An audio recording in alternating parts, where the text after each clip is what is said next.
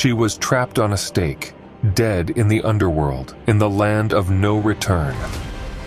3 days and 3 nights passed, and 2 creatures created by Enki were sent to retrieve her. This is how Innana, the morning star, Venus, the light bringer, was resurrected. And this is how Dumuzi, the good shepherd, was delivered to the underworld in her place.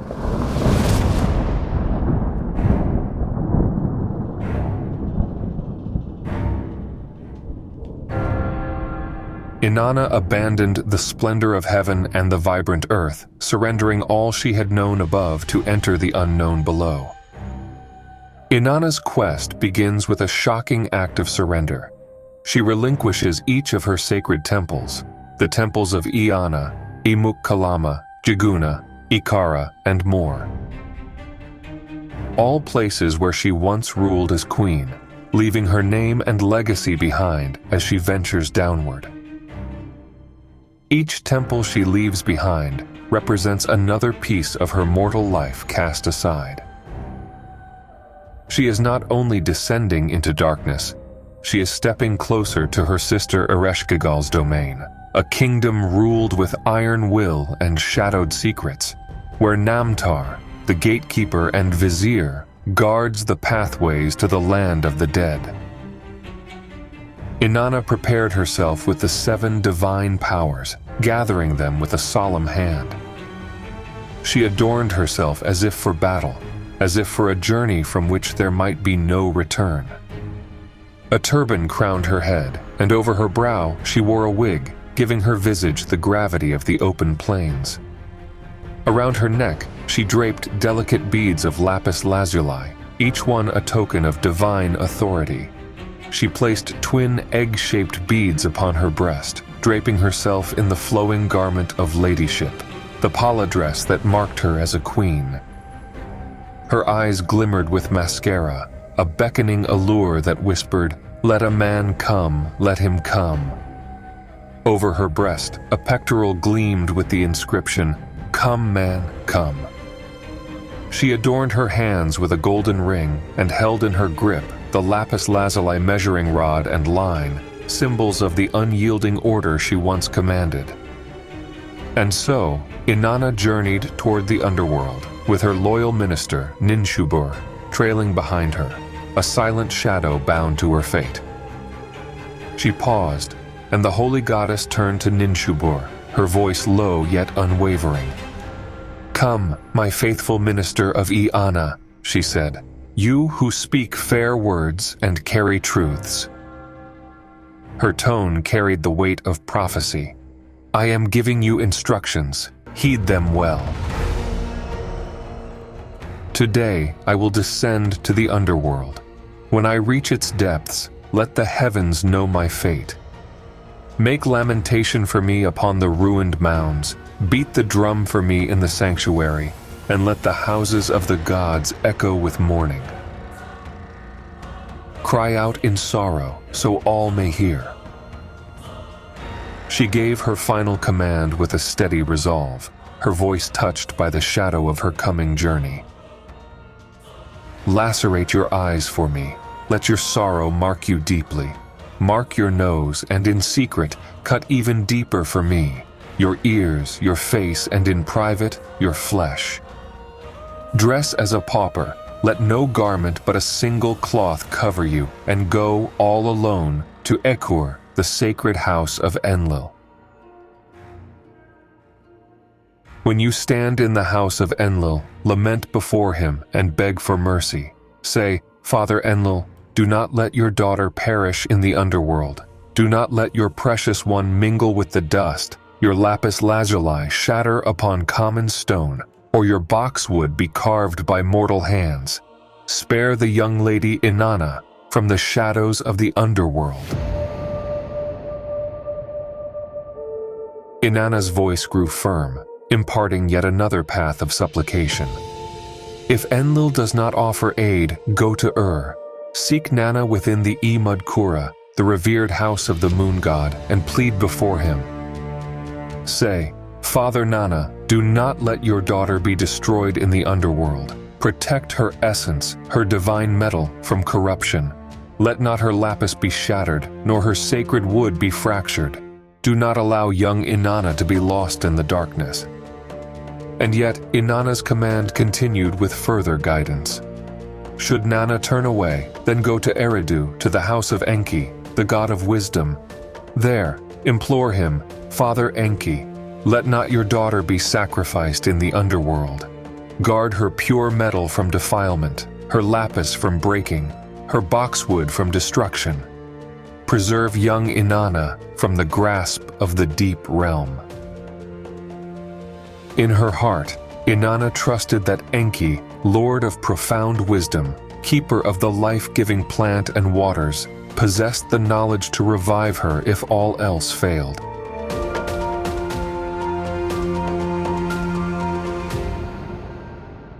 With these parting words, Innana turned once more toward the dark path before her, resolute as she journeyed deeper into the shadows, while Ninshubur trailed behind, each step echoing the goddess's instructions in her mind.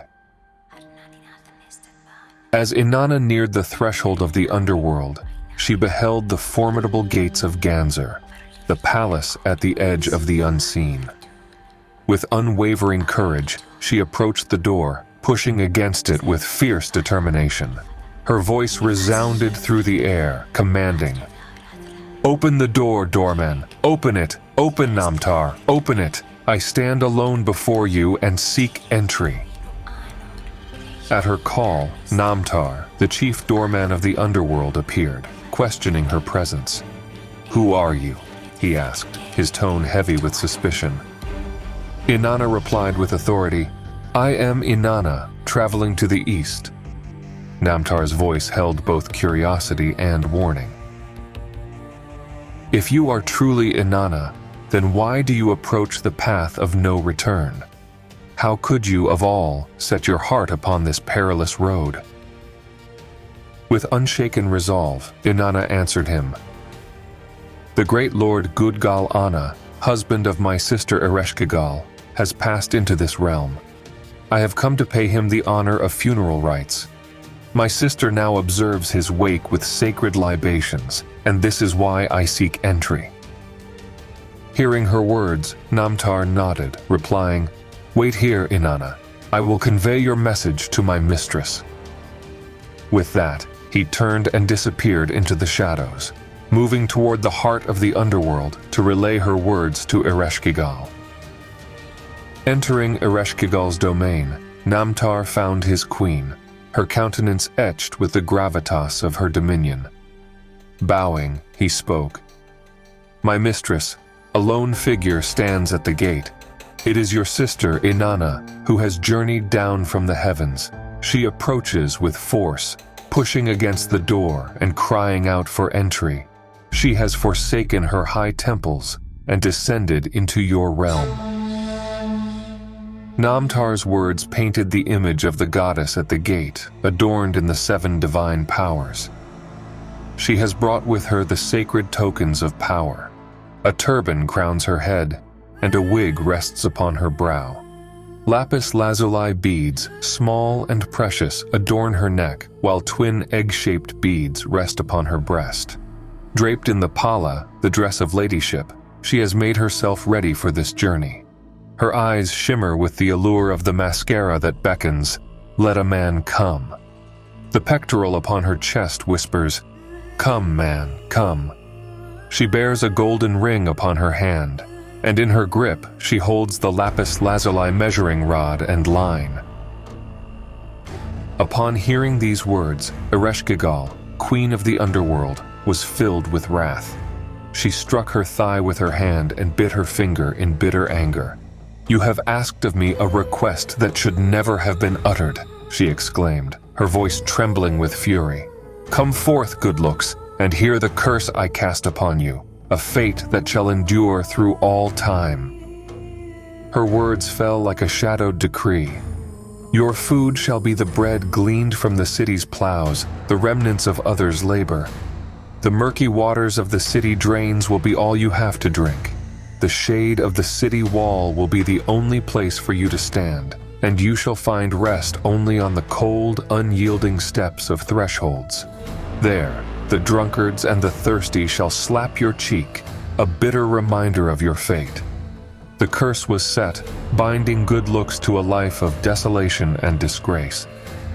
Turning from her curse, Ereshkigal addressed her loyal vizier, Namtar, with solemn command. Come, Namtar, my faithful doorman of the underworld, heed my instructions well.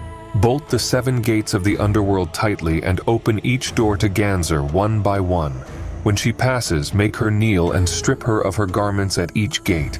Take everything she bears from her. Namtar listened attentively, obedient to his mistress's command. He moved to seal the 7 gates of the underworld, securing each portal in turn. Then he opened the doors of Ganzer, the Palace of Shadows, one after another. He turned to Innana, saying, "Come, Innana, enter." As Innana crossed the threshold, the first gate loomed before her, and Namtar reached out, removing the lapis lazuli measuring rod and line from her grasp, stripping her of the symbols of her power. Her turban, the headgear for the open country, was taken from her head. As Innana made her descent through the gates of the underworld, each step stripped her of her strength, yet she pressed on, undeterred by the creeping vulnerability that gripped her heart. At the first gate, her lapis lazuli measuring rod and line were taken, symbols of her authority now removed. Innana's voice cut through the silence.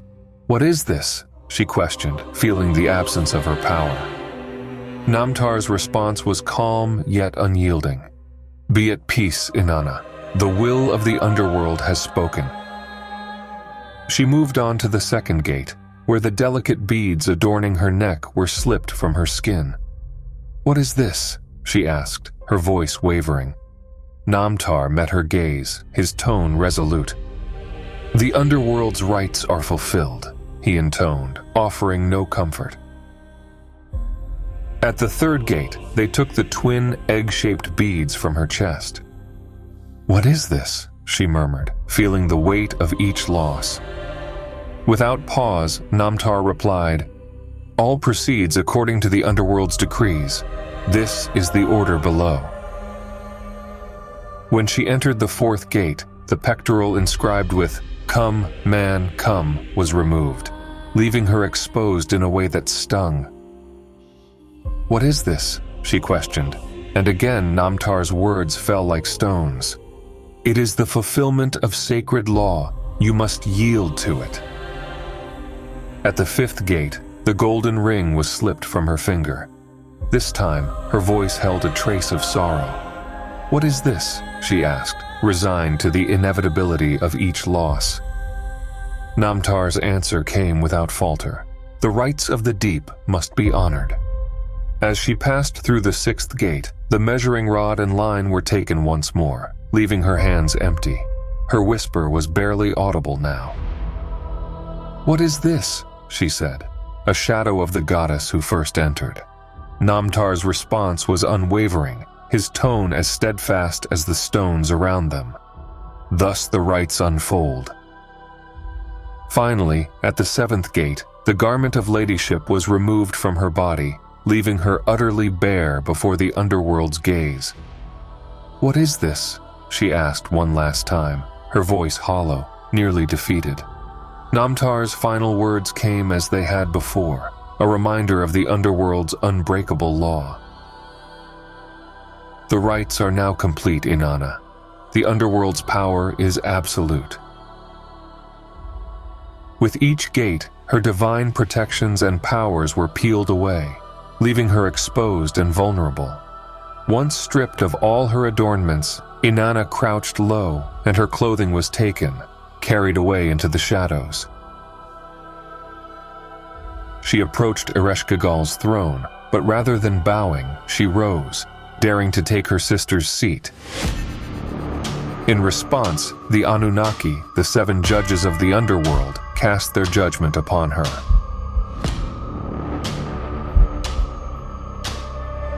Their gaze was death itself, their words laced with wrath. They looked upon her, and it was the look of death. They spoke to her, and it was the speech of anger. They cried out against her, and it was the shout of heavy guilt. The sentence fell upon Innana, and in an instant her life was taken. Her body, devoid of spirit, was turned into a lifeless corpse and hung upon a hook in the depths of the underworld. For 3 days and 3 nights, Innana lay in silence, bound by death, while her faithful minister Ninshubur remained above, vigilant to her instructions. As the days passed, Ninshubur remembered her mistress's orders and mourned her loss in sorrow. She raised a lament, her voice echoing through the ruined temples. She beat the drum in the sanctuaries and moved through the sacred houses of the gods, pleading for Innana. In her mourning, Ninshubur tore at her flesh, marking her face with grief. She clothed herself as a pauper, wrapped in a single garment, and all alone she journeyed to Ekur, the house of Enlil. When she entered the great hall, she lamented before him, her voice full of desperate sorrow. "Father Enlil, do not allow your daughter to perish in the underworld. Do not let her pure metal mingle with the dirt of that forsaken place. Do not allow her precious lapis to be shattered by the mason's hammer, or her sacred boxwood to be cut by the carpenter's blade. Do not let young Innana be destroyed within the shadows of the underworld." In Enlil's great hall, Ninshubur pleaded fervently, yet her words fell upon ears unyielding in judgment. Enlil's face darkened with wrath as he responded, "My daughter sought both the heavens and the depths below. Innana craved what she should not, for the powers of the underworld are not for mortal desire. Those who grasp them are bound to remain in that shadowed realm. How can one expect to return from the land of no return?" With a heart heavy with denial, Enlil offered no aid. Undeterred, Ninshubur made her way to Ur, entering the Ikish Nujal, the sacred house of Nana, to implore him for mercy on Innana's behalf. Her lament echoed through the chambers. "Father Nana, do not let your daughter perish in the underworld. Do not let her sacred metal mingle with the soil, nor her lapis be shattered upon common stone. Shield her boxwood from the carpenter's blade. Spare young Innana from the fate of the underworld." Yet Nana too met her pleas with ire. "Innana craved both the heavens and the depths below," he declared, echoing Enlil's words. "She has sought what should never be sought. Who enters the underworld expecting to ascend again? Those who claim its powers must stay." And thus Nana withheld his aid.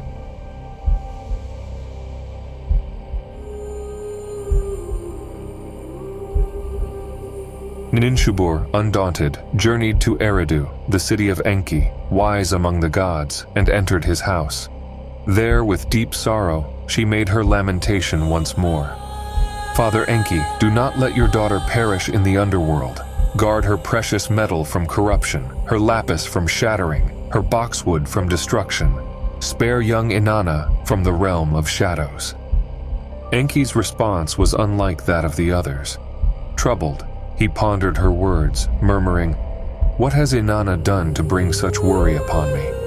What troubles have befallen the mistress of the lands?" His mind weighed her fate, and finally his compassion stirred. With quiet resolve, Enki lifted some dirt from the tips of his fingernails, creating 2 figures, the Kurjara and the Galatura. Into the hands of the Kurjara, he placed the life-giving plant, and to the Galatura, he entrusted the life-giving water. Neither of the 2 figures had a gender. Galatura and Kurjara could enter the realm of the dead. They were like robots. Enki then spoke to the beings he had fashioned, giving them careful instructions. "You are to descend to the underworld, slip past the door like flies, through its pivots like phantoms. You will find Ereshkigal lying low, the weight of her sorrow upon her. Her shoulders are bare, her breasts empty, her nails sharp and jagged like a pickaxe upon her flesh. Her hair is tangled, heaped upon her head as though it were leeks. When she groans, "O my heart," reply, "Your heart is troubled, Our Lady, O your heart." When she sighs, "O my liver," answer her, "Your liver is troubled, Our Lady, O your liver." This will reach her, and she will ask, "Who are you?" You speak to me from heart to heart, from liver to liver. If you are gods, let us converse. If you are mortals, may a destiny be decreed for you. Ensure she swears this by the bond of heaven and earth. He warned them further, "She will offer you a river of water. Refuse it. She will present you with a field of grain. Do not accept it. Instead, demand the body hanging on the hook. She may protest, saying, 'This is the corpse of your queen,' but you must insist. Whether it is our king or our queen, give it to us. She will then give you the corpse. Sprinkle upon it the life-giving plant and life-giving water. Thus, let Innana rise." The Galatura and Kurjara, having heeded Enki's words, slipped into the underworld like shadows, passing through the gates as if they were mere whispers. Before them lay Ereshkigal, the goddess of the underworld, burdened by the weight of sorrow and isolation. Her holy shoulders lay bare, without the comfort of linen. Her body, drained and weary, was adorned only by her anguish. Her nails had grown sharp, like the rough edge of a pickaxe, and her hair lay tangled upon her head, clumped as if it were leeks. As Ereshkigal murmured, "O my heart," the Galatura and Kurjara answered her with sympathy, "You are troubled, our mistress, O your heart." When she sighed, "O my liver," they replied with equal compassion, "You are troubled, our mistress, O your liver." Startled by their understanding, Ereshkigal looked upon them, questioning, "Who are you?" "I speak from my heart to your heart, from my liver to your liver. If you are gods, let us speak. If you are mortals, let a destiny be decreed for you." Binding them with an oath by heaven and earth, she sought their purpose. She offered them the gifts of a river's water and a field's grain, but they refused, standing firm in their intent. "Give us the corpse hanging on the hook," they demanded. Innana was trapped in the underworld, raised upon a stake. Ereshkigal, hesitant, replied, "That is the corpse of your queen." Undeterred, they insisted, "Whether it is the corpse of our king or our queen, give it to us." The Anunnaki were summoned. In assembly, they sat upon thrones of shining gold. Relenting, Ereshkigal handed over the lifeless body, and as Enki had commanded, one of them sprinkled it with the life-giving plant, while the other anointed it with the life-giving water. In that instant, Innana stirred, life returning to her once more.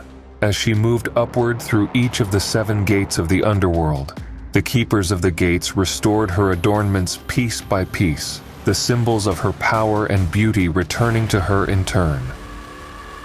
Yet, as Innana prepared to ascend, the Anunnaki, the 7 judges of the underworld, appeared, halting her path. They spoke with the authority of ancient law. Who has ever ascended unscathed from the underworld? If Innana is to depart, she must leave a substitute in her place. Thus, as Innana made her way upward, accompanied by her protectors, a procession of silent demons surrounded her on all sides, binding her with their unyielding presence. These demons, relentless in purpose, knew neither hunger nor thirst, disregarding offerings and libations. They bore no love, sought no children to embrace, and remained indifferent to all earthly pleasures. They tore loved ones from each other, wrenching wives from their husbands, sons from their fathers' arms, and brides from the houses of their fathers-in-law. Their grip was unyielding, their mission singular. Upon reaching the threshold of Ganzer, Innana found her loyal minister, Ninshubur, waiting for her, covered in dust, her clothing stained and torn. Ninshubur, who had mourned and labored tirelessly, threw herself at Inanna's feet. The demons stepped forward, intent on claiming her as a substitute. "Innana, continue to your city," they commanded. "We will take her back." Innana raised her hand, halting them. "This is my faithful minister," she declared. "She did not forget the instructions I gave her. She mourned for me, beat the drum in the sanctuaries, and lacerated herself in her sorrow. She made the rounds of the gods' houses, pleading for my life. How could I hand her over to you?" They moved on, journeying to the Sigkurkaga in Umma, where Inanna's singer, Kara, sat in the dust, humbled and dressed in rags. The demons eyed him as their next prize. "Innana, proceed to your city. We will take him back," they insisted. But Innana denied them again.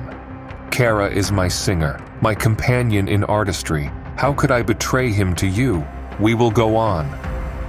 Together, they traveled to the Imuk Kalama in Bad Tibira, where Lulal, a devoted temple priest, awaited. Clothed in humility, he threw himself at Inanna's feet. The demons, unyielding, demanded, "Innana, proceed to your city. We will take him back." Innana, resolute, responded, "Lulal has stood faithfully by my side, guarding my path. I will not turn him over to you. Let us go on." At last, Innana and the demons reached the great apple tree in the plain of Kulaba. There sat Dumuzi, her husband, adorned in a splendid garment and seated regally upon a throne.